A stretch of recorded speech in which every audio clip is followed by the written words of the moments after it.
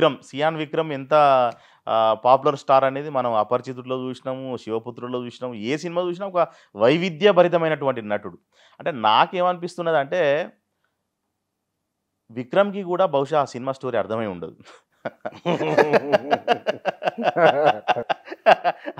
అదేదో బంగారం తవ్వుకునే దాంట్లో ఒక రఫ్ స్టోరీ, ఒక ఎథనిక్ జాతికి సంబంధించిన స్టోరీ అనుకుంటాను కానీ అది ఒరిజినల్ ఈ దేశానికి సంబంధించినటువంటి స్టోరీ. అది బ్రాహ్మణిజం వర్సెస్ బహుజనిజం అనేటటువంటి విషయాన్ని అది విక్రమ్కి కూడా అర్థమై ఉండదు. అందుకే చాలామందికి అర్థమైతలేదు. చాలామంది మీరు అన్నట్టు సోషల్ మీడియాలో పోస్టులు పెడుతున్న వాళ్ళలో మెజారిటీగా సినిమాని అప్రిషియేట్ చేస్తున్నారు. అది not only Dalits, not only Bahujans, ఎవరైనా కూడా దాన్ని సపోర్ట్ చేస్తున్నారు. కొంతమందికి అసలు సినిమా అర్థం కాలేదు, కాన్సెప్టే అర్థం కాలేదు. ఆ కోలో విక్రమ్ కూడా ఉండి ఉంటాడు. విక్రమ్కి ఏం నచ్చి ఉంటుంది అంటే పాత్ర నచ్చి ఉంటుంది. ఈ పాత్ర డిజైనింగ్ బాగున్నది, జీవించేసిండు. ఎంత అద్భుతంగా జీవించారు. అందులో చిన్న పిల్లలతో సహా అందరికి జీవించేసారు. ఒక 5,000 ఏళ్ల కింద పోతే ఎట్లుంటుందో అట్లా ఉన్నది. చాలా అద్భుతంగా అనిపించింది నాకు. అది కరెక్ట్ మీరు అన్నది వాస్తవంగా. ఆ రకమైన పాత్రల డిజైనింగ్ చేయడంలోనే పారంజిత్ సక్సెస్ అయ్యింది. కానీ ఇక్కడ ప్రతిసారి వాళ్ళు బంగారు గనులకు వెళ్ళడం, బంగారం తీసుకొని రావడం, బంగారు మట్టి అయిపోవడం, ఈ నుండి ఇది భ్రాంతి, ఇది అంటే దేనికి సింబల్ అది, ఈ సింబాలిక్ అది? ఇప్పుడు ఆ బంగారాన్ని మనం రాజ్యాధికారం అనుకుంటామా, ఆ బంగారాన్ని పవర్ ఆధిపత్యానికి సింబల్ అనుకుంటామా, స్వేచ్ఛకు అనుకుంటామా అనేటటువంటి రకరకాలుగా చెప్పుకోవచ్చు. ఇప్పుడు ఎట్లుంటుందంటే కొన్నిసార్లు అబ్స్ట్రాక్ట్ పోయిటరీ ఉంటుంది కదా, అది ఎవరు చదువుకుంటే వాళ్ళకి అప్లై అవుతుంది, వాళ్ళకి అనుకూలంగా ఉంటుంది అది. ఇప్పుడు నేను ఒకసారి ఒక పోయిటరీలో ఒక లైన్ ఏమని రాసిన అంటే ఎప్పటిలాగే బతుకు తాడు దిగిన బొక్కెనయి నిండా మునిగిందనేది లైన్ రాసిన. నాకు ఒక కవి ఫోన్ చేసి ఏంది మీ భార్యతో పడతలేదా అని కానీ అడిగాను నన్ను.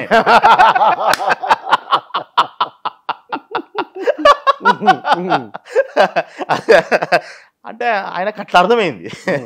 మీ ఉద్దేశం? నా ఉద్దేశం వేరు. నాకు ఇంకేదో అప్పర్ కాస్ట్ పాలిటిక్స్ అయి ఉండొచ్చు, ఇంకేదో అయి ఉండొచ్చు, ఎప్పటిలాగే బహుజనులు ఇట్లా అయి ఉండొచ్చు అని చెప్పి నేను రాసుకోవచ్చు. కానీ ఆయనకు ఇది పర్సనల్ లైఫ్ అయి ఉండొచ్చు, పర్సనల్కి ఏమైనా ప్రాబ్లం వచ్చి ఉండొచ్చు, ఎవరి యాంగిల్ వాళ్ళకు ఉంటుంది. At the same time exactly మనకు తంగలాన్ సినిమాలో కూడా ఆ బంగారం అనేటటువంటి ఒక ఆశని దాని వైపుగా నడిపించేటటువంటి, ఇప్పుడు బ్రిటిష్ వాళ్ళకి ఏముంటుంది, బ్రిటిష్ వానికి బంగారం ఎందుకు, బ్రిటిష్ వానికి ఆధిపత్యం కావాలి, ఈ దేశం మీద పట్టు కావాలి, ఈ సంపదనంతా వాడు చేజిక్కించుకోవాలనేది వాడి లక్ష్యం. వీళ్ళకేం కావాలి, వీళ్ళకి బంగారం అంటే స్వేచ్ఛ, వీళ్ళకి బంగారం అంటే అభివృద్ధి, వీళ్ళకి బంగారం అంటే చదువు అన్న ఒక డైలాగ్ ఉన్నది. అరే మనం కూడా తెల్లోళ్ళలాగా చదువుకొని బాగుపడచ్చురా అంటాడు. బంగారం ఉంటే మనం చదువుకోవచ్చు అని అన్నాడు. సో కాబట్టి దాని అర్థం ఏంది, వాళ్లకు ఫ్రీడమ్ని ప్రసాదించేటటువంటి ఒక అవకాశం బంగారం.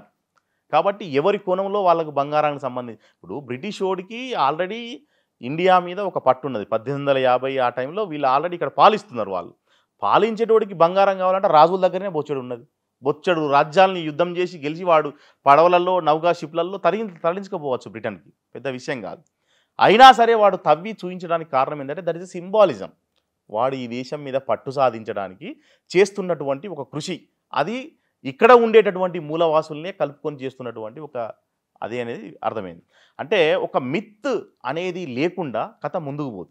సో కాబట్టి దానికి సింబాలిక్గా చాలా అద్భుతంగా చూపించండి. అట్లాగే ఆ ఏనుగుకొండ అక్కడ ఉన్నది మన బతుకు మారేటటువంటి మార్గం అంటే అది రాజ్యాధికారం కావచ్చు. చాలామంది దీంతో యాక్సెప్ట్ చేయకపోవచ్చు, కానీ దళిత్ పర్స్పెక్టివ్ నుండి చూసినప్పుడు అది ఖచ్చితంగా వాళ్ళ బతుకు మారే దారి అక్కడ ఉన్నది, దాని పక్కన దారి ఉంటుంది అని విక్రమ్ చెప్తాడు. అట్లా చెప్పడం వెనకాల ఏనుగుకొండ దాటితే మన బతుకు మారుతుంది అంటాడు. ఏనుగుని ఎందుకు సింబల్గా తీసుకున్నాడు? పులికొండ అనొచ్చు, ఒంటెకొండ అనొచ్చు, ఇంకేదో అనొచ్చు కదా. సో ఏనుగు అంటే ఆ రకమైన సింబాలిజంగా పవర్కు సింబల్గా తీసుకున్నటువంటి ఒక చరిత్ర కూడా మనకు దాని వెనకాల ఉన్నది అనేది మనకు అర్థమవుతున్నది. కానీ సినిమాలో ఒక మాయాదేవత రావడం, ఆయన పొడిచినప్పుడే ఆ రక్తం వచ్చి మొత్తం బంగారం అయిపోవడం, ఏమిటి అదే మిత్? అది కూడా కల్పన? అది కూడా ఒక కల్పన. అంటే ఇప్పుడు ఉన్నది ఉన్నట్టుగా చెప్పడం వల్ల సబ్జెక్ట్ పెద్దగా ఎక్కకపోవచ్చు, కానీ ఒక కల్పనలాగా ఇప్పుడు ఎట్లయితే విక్రమ్ పడుకున్నప్పుడు కలలో ఆయన పూర్వీకుల చరిత్ర వచ్చిందని చెప్పుకున్నాము, అట్లాగే ఇప్పుడు ఆ మాయాదేవత అనేది ఇక్కడి ప్రకృతికి సంబంధించిన వనరులకు సంబంధించినటువంటి ఒక రూపం. ఆమెని లోబరుచుకుంటే మనకు మొత్తం బంగారమే, మొత్తం ఈ దేశమంతా ఈ నేల అంతా ఈ వనరులంతా మన పాలే అవుతాయి, కాబట్టి ఫస్ట్ ఆమెను లోబరుచుకోవాలి అనేటటువంటి ఒక సింబాలిజంగా దాన్ని చెప్పేటటువంటి ప్రయత్నం చేసిండు పారంజిత్. ఒకటి సినిమాలో మనము అంటే సాధారణ ప్రేక్షకుడు ఏదో ఊహించుకొని వెళితే బయటికి సినిమా థియేటర్కి వెళ్ళి బయటకు వచ్చినప్పుడు మీరు ఏం కామెంట్లు ఉన్నారు? మౌనంగా వెళ్ళిపోయారు, ఎవరేం మాట్లాడకుండా వెళ్ళిపోయారా? అదే అంటే ప్రేక్షకుల్లో కూడా రకరకాలుగా ఉంటారు కాబట్టి మనం అందరినీ ఒకే ఘటన కట్టలేము. ఒక పల్లెటూరు నుండి రిమోట్ విలేజ్ నుండి వచ్చేటోడు ఆ సినిమా చూస్తే అబ్బా ఇది నా జీవితమేరా, మా ఊళ్ళో కూడా ఇట్లనే ఉండే, మేము ఇట్లాగే వ్యవసాయం చేసినాం, మేము ఇట్లాగే గడ్డి మోసినాం, మేము ఇట్లాగే పంజ కొట్టినాం, మేము ఇట్లాగే నాట్లు వేసినాం అని చెప్పుకోవచ్చు వాడు. లేదు ఒక ఊర్లో అప్పర్ కాస్ట్ రాజకీయాలతో కొట్లాడినోడికి ఇది నా జీవితమే అని చెప్పి అనిపించవచ్చు. సో కాబట్టి ఎవరెవరికి ఎట్లా కనెక్ట్ కావాలో అట్లా కనెక్ట్ అయ్యే అవకాశం ఉంటుంది. ఇప్పుడు నేను చరిత్రను చదువుకున్నవాడిగా నాకు ఒక అంబేద్కర్ రైట్గా అసలు మొత్తం 3000 ఏళ్ళ చరిత్రని 2 గంటల 14 నిమిషాల్లో చెప్పేసిండు. ఆర్యుల దండయాత్ర దగ్గర నుండి మొదలుపెట్టి ఇప్పుడు అగ్రవర్ణ పార్టీలకు అమ్ముడుపోతున్న రాజకీయ నాయకుల దాకా చెప్పేసిండు పారంజిత్ అనిపించింది. నాకు ఏడుపు వచ్చేసింది సినిమా అయిపోయిన తర్వాత. అరే ఇది నా చరిత్ర కదా, ఇవాళ ఈ దేశంలో మూలవాసులు రాజ్యాధికారానికి దూరంగా ఉండి నలిగిపోతున్నటువంటి తనానికి సింబల్ కదా ఈ సినిమా, ఎంత అద్భుతంగా తీసిండు పారంజిత్ అని చెప్పేసి నా కళ్ళకు నీళ్ళు వచ్చినాయి. అంటే ఆ రకమైన భావోద్వేగము చాలామంది బహుజనులకు కలిగే అవకాశం ఉంది. ఇప్పుడు సినిమాని కేవలం కళాత్మక విషయంగా చూసి డైరెక్టర్ మేకింగ్ బాగుందా, లేకుంటే టర్నింగ్ పాయింట్ బాగుందా, సెకండ్ హాఫ్ బాగుందా, ఫస్ట్ హాఫ్ బాగుందా, క్లైమాక్స్ బాగుందా, ప్రీ క్లైమాక్స్ బాగుందా అని చెప్పి చర్చలు చేయొచ్చు. మనం సినిమా మెజర్మెంట్స్ సంబంధించినటువంటి డిబేట్ ఎంతైనా చేయొచ్చు. లేదు కేవలం కళాత్మక దృష్టితో చూసేటటువంటి క్రిటిక్స్ కూడా ఉంటారు, వాళ్ళకు దృష్టికోణంలో వాళ్ళు ఇంకో రకంగా చూడొచ్చు. ఇప్పుడు తాడి ప్రకాష్ గారు చాలా అద్భుతమైనటువంటి రివ్యూ రాశారు. అంటే దాన్ని మనం ఎట్లా అర్థం చేసుకోవాలి, రకరకాల ఆయన ఏం చెప్పిండంటే ఆ సినిమా ఇప్పుడు వస్తున్నటువంటి సినిమాలకి ఒక బ్రేక్, ఒక బద్దలు కొట్టేసినటువంటి అద్భుతమైనటువంటి సినిమా అని చెప్పిండు.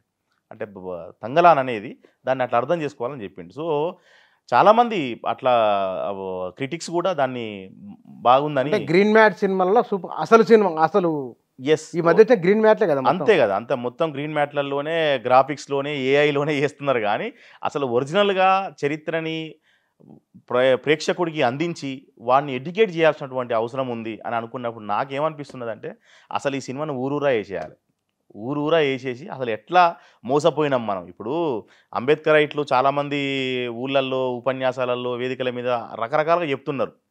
పురుషశృంగమిత్రుడు అనేటటువంటి ఒక బ్రాహ్మణుణ్ణి బృహద్రథుడు అనే ఈ దేశ మూలవాసి రాజు చేసినటువంటి యుద్ధంలో మనం అప్పుడు వాడు సైనిక వందనం చేస్తూ బృహద్రథుడిని చంపేసి వాళ్ళ అధికారంలోకి వచ్చి ఆ అధికారాన్ని అట్లాగే కంటిన్యూ చేస్తూ మూలవాసులని బానిసలుగా మార్చేసిర్రు అనేటటువంటి ఒక చరిత్ర చెప్తున్నాం మనం.